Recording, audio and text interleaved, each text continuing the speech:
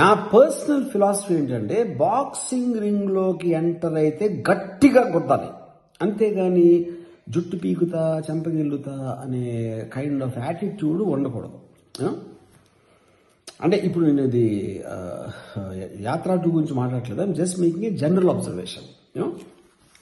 So నేను నా ఇది దాంట్లో వ్యూహం కానీ శపథం కానీ దాంట్లో ఐ జస్ట్ వాంటెడ్ టు నిజాన్ని బట్టలిప్పేసి నేకెడ్గా చూపించడం అనేది నా basic intention and objective. Okay, so ఇప్పుడు నన్ను క్వశ్చన్ అడిగారు, ఈ సినిమా పొలిటికల్ సినిమా కదా, ఓకే ఇప్పుడు టీడీపీ వాళ్ళు జనసేన వాళ్ళు చూస్తారా అంటే నేను దానికి ఆన్సర్ ఇచ్చానంటే చాలా ఏళ్ల క్రితం లంబా థియేటర్ అని ఉండేది సికింద్రాబాద్లో.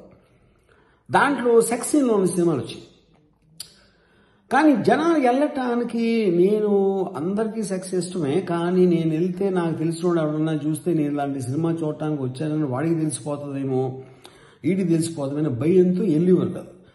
కానీ లంబా థియేటర్ ఒక గొప్ప ప్రజాసేవ ఏం చేసిందంటే ఏ సినిమాల్లో ఉన్నాయి అనేది మన జనాలకి తెలియటానికి ఒక ఇన్ఫర్మేషన్ బ్యూరో లాగా తయారయ్యి వాళ్ళు వేరే వేరే ఆటల్లో అక్కడక్కడ చూసుకునేవారు.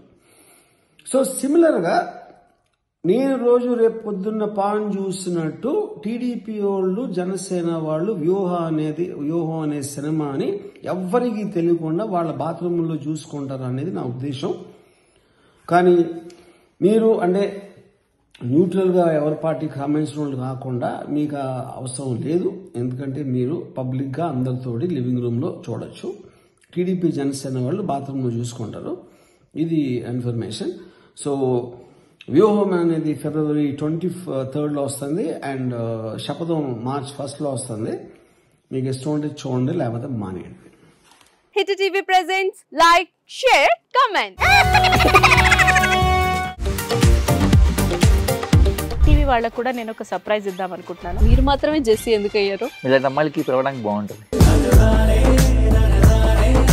చందు సాయికి like you and have a జనాలకి ఒక పేరు నచ్చిందంటే దీనికి ఒక ప్రాసెస్ ఉంటుంది. ఎందుకు ప్రాసెస్ డైరెక్ట్గా వెళ్ళిపోదాం. ఏదైనా ఒకటి మర్చిపోయినావా నువ్వు? ఏం మర్చిపోయావు?